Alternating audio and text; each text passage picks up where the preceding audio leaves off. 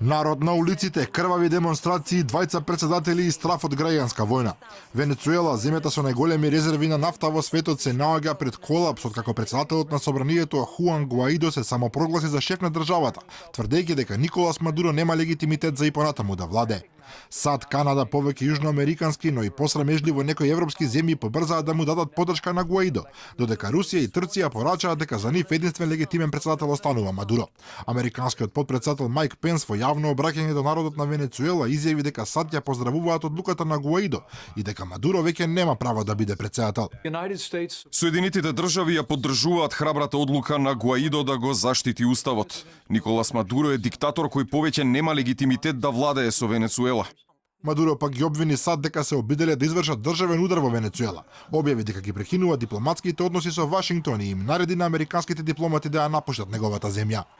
Американскиот подпредседател ги прекрши сите дипломатски правила. Донесов одлука за прекинување на сите дипломатски односи со Соединетите американски држави.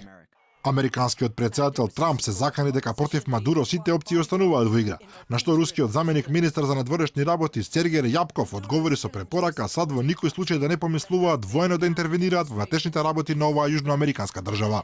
Мадуро и натаму има поддршката на армијата на Венецуела, но граѓаните под притисок на големата економска криза се страшно поделени, што лесно може да резултира со хаос со незамисливи пропорции.